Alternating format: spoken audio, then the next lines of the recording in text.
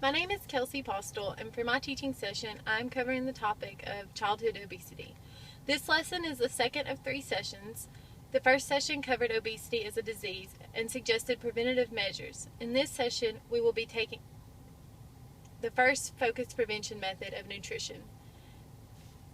We will go over nutrition by covering food groups, the do's and don'ts of healthy eating, as well as multiple activities to help learn and apply the knowledge covered in today's session. Let's get started.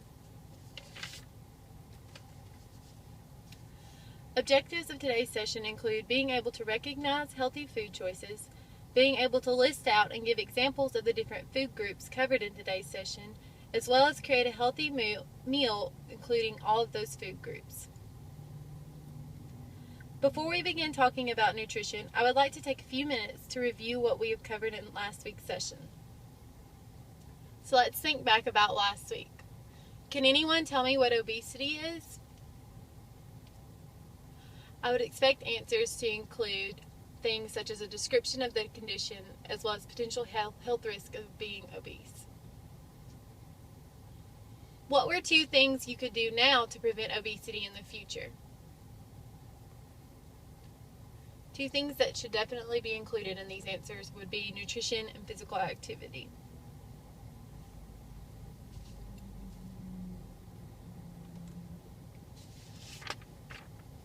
You all were definitely paying attention last week. Great job. Thanks for helping me. The topic for today is nutrition. Before we get started, I want to see what all you already know about nutrition by asking a few questions. Can anybody tell me what nutrition is or your idea of nutrition?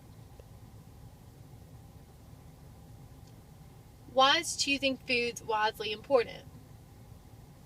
I would expect these answers to include anything about nutrients or growth and development. What does food do for your body? I would expect the answer here to include anything about energy or yet again about growth.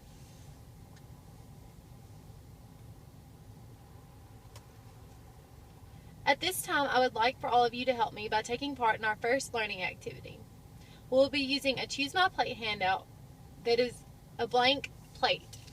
On this plate that I'm passing out now, I would like for you each to take one and write down or fill it in with a typical meal that you eat at home. It could be your favorite meal or just a meal that your family eats. This should take about 5 minutes. After everyone has completed their plate, I'll then choose 2 volunteers to let me use their plate and put them into the Choose My Plate interactive tool. By using the tool, it will provide information about food groups, whether it's lacking or some are overcompensated for. Well, we definitely have some room to grow, room to improve our diets, so let's get to learning.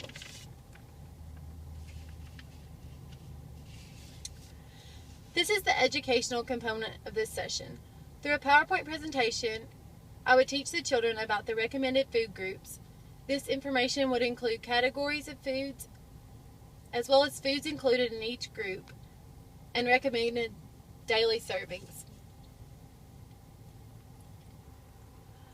By using some of the information from the Choose My Plate website, I can find information about the different food groups as well as foods included in the different food groups, such as the chart shown below. I would then pass out a few handouts such as these that include key steps to building a healthy meal.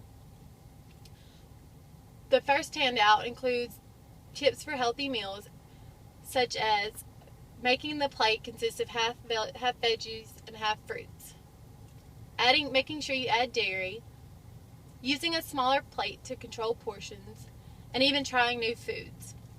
The second handout is a handout to help make eating healthy fun.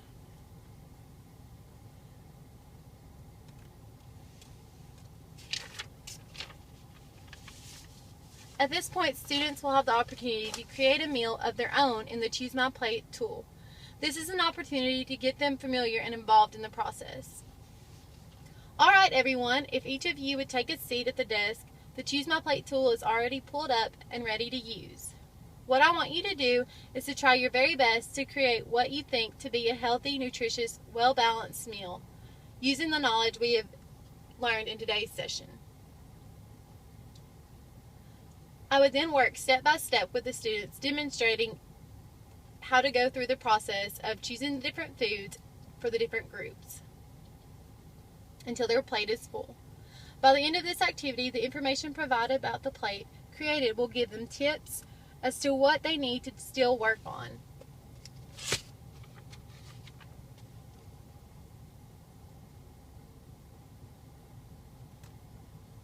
Now, since you did so well with the questions from last week, how about we see what all you've learned this week? What food is considered healthy? What are the main food groups? What food groups do I need? I would then present two options, one being healthy and one being unhealthy, and make the kids choose which one is healthy versus unhealthy. For the nutrition don'ts, can anyone tell me what groups to avoid or limit in the diet? What is one thing that makes food bad for our health as far as how we cook it?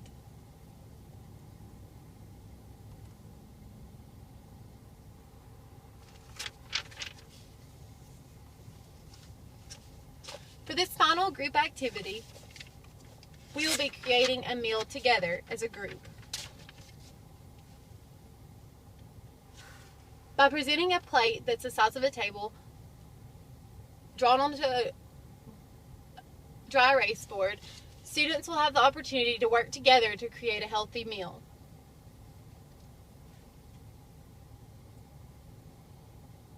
This activity should take about 10 minutes. I will provide feedback along the way as to different steps in the right direction.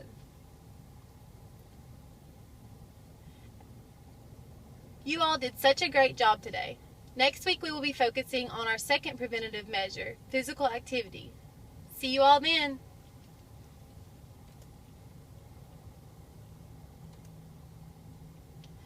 For intelligence, I included linguistic intelligence through lecture, spatial intelligence through group activities, including charts and visual diagrams, interpersonal intelligence through the individual activity we did, interpersonal intelligence through the group activities, learning to work together, and kinesthetic intelligence through hands-on activities.